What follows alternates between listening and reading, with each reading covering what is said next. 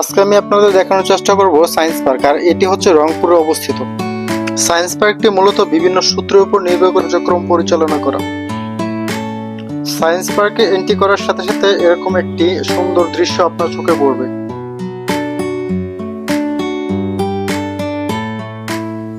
এখান থেকে আমি দুইটি বল নেব, দুইটি বল নিয়ে এখানে একটা পরীক্ষা করব। সেই পরীক্ষাটি হচ্ছে যে একটি বার দেখতেছেন সোজা আর একটি বার হচ্ছে বাঁকা। এখন আমি দেখবো যে কোন বারটি দিয়ে সহজে তাড়াতাড়ি বলটি পৌঁছায়। এই দেখেন দুইটি বল আমি একসাথে ছাড়লাম, দেখেন সোজা বলটি পরে আসলো, বাঁকা যে বারটা ছিল সে বারটা দিয়ে খুব তাড়াতাড়ি বলটি পৌঁছে গেল। এখন যে একটু দেখতে পাচ্ছেন এখান থেকে দেখেন আমি একটা এক সাইড থেকে ধরলাম, দেখেন সেম দুই সাইড দিয়ে একটি করে একটি করে আলাদা হয়ে যাচ্ছে, আর বাকি সবগুলো হচ্ছে। এখন দেখেন দুইটি করলাম, দুই সাইড দিয়ে দুইটি চলে যাচ্ছে।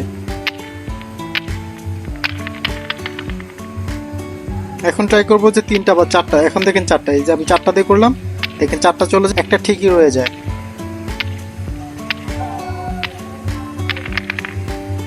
এখন দেখেন আমি তিনটে দিয়ে করতেছি, দেখেন এই সাইড দিয়ে তিনটা থাকে, ওদিক দিয়ে তিনটা থাকে।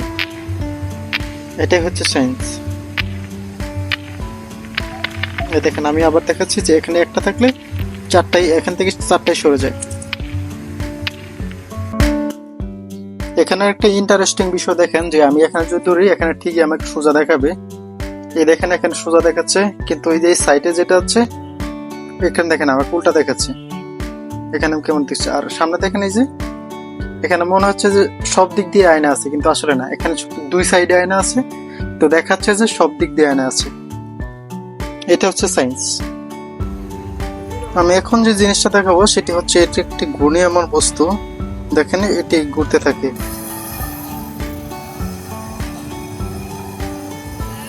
এখন যে বিষয়টি দেখবেন সেটি হচ্ছে শব্দের প্রতিফলন। লম্বা থেকে শুরু করলে শব্দের পরিবর্তন কেমনে আসে দেখেন আপনারা।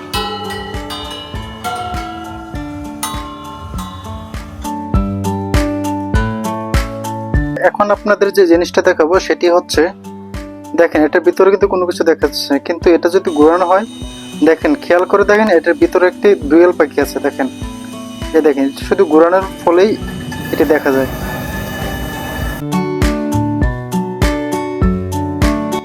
এখন যে জিনিসটা দেখবেন সেটি হচ্ছে দর্শানুভূতি স্থায়িত্বকাল, বা আপনি যে দেখেন একটা জিনিস দেখতেছেন যে একটা পাখি দেখা যাচ্ছে আর একটা হচ্ছে সাথে সাথে খাঁচা দেখা যাচ্ছে, এখানে ঘোরানোর ফলে এই বিষয়টা। এটি হচ্ছে সায়েন্সের একটি অন্যতম, দেখেন অন্যরকম ভাবে ঘূর্ণায়মান করছে। এখন যে জিনিসটা দেখবেন সেটি হচ্ছে নিজেকে তোলা। আসলে এটি হচ্ছে আপনি একটি পাটাতনের মাঝে দাঁড়াবেন আর যে নিজেকে তুলবেন। এই দেখেন আমি এখানে দাঁড়াচ্ছি আর আমি নিজেকে তুলছি।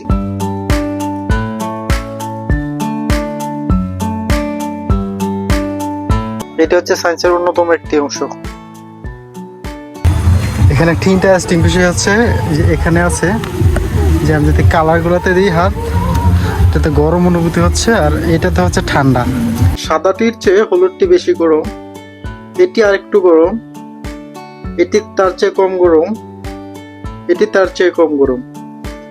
এখানে বোঝানো হয়েছে যে কালো কাপড়ে গরম বেশি থাকে এবং তুলনামূলক কম কালারে গরম কম থাকে। এটা ঘুরালে এদিক দিয়ে পানি উঠতে থাকে, এটা পানি উঠে এই দিক দিয়ে থাকে, তো এখানে পানি কম থাকার কারণে আসলে দেখানো যাচ্ছে না। এটা ছিল আসলে মূলত এরকম।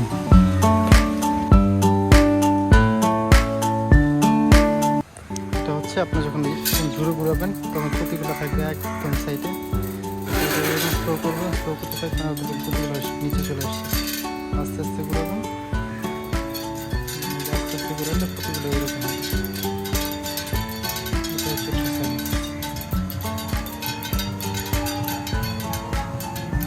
এটা হচ্ছে যত তাড়াতাড়ি ঘোরানো যত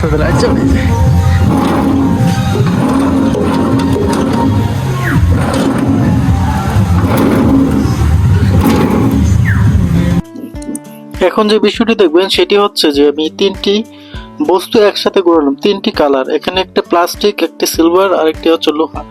এখানে সবার আগে প্লাস্টিক যেটা, এটা সবার আগে থেমে যাবে। লক্ষ্য করে দেখুন প্লাস্টিক কিন্তু থেমে গেছে। লোহা এবং সিলভার বস্তুটি এখনো ঘুরছে। এখনো ঘূর্ণায়মান আছে। এটি হচ্ছে সায়েন্সের ভর ও জড়তা।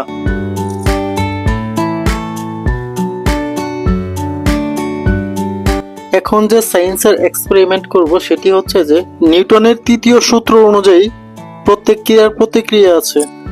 যদি একদিকে পাটাতনটি ঘুরাতে যাচ্ছি, উপরের ছাতাটি ঠিক উল্টা দিকে ঘুরছে। ঠিক দেখেন, আমি আবার ঘোরানোর চেষ্টা করছি, প্রত্যেকবারই ছাতাটি উল্টাভাবে ঘুরছে। দেখেন, আপনি খেয়াল করেন, এটি হচ্ছে সায়েন্সের ক্রিয়া প্রতিক্রিয়া, যা নিউটনের তৃতীয় সূত্রের ক্রিয়া প্রতিক্রিয়ার ফল।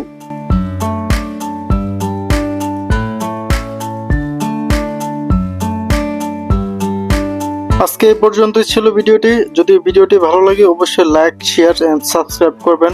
দেখা হবে পরবর্তী কোনো ভিডিওতে, পরবর্তী কোনো টপিক নিয়ে। ধন্যবাদ সবাইকে।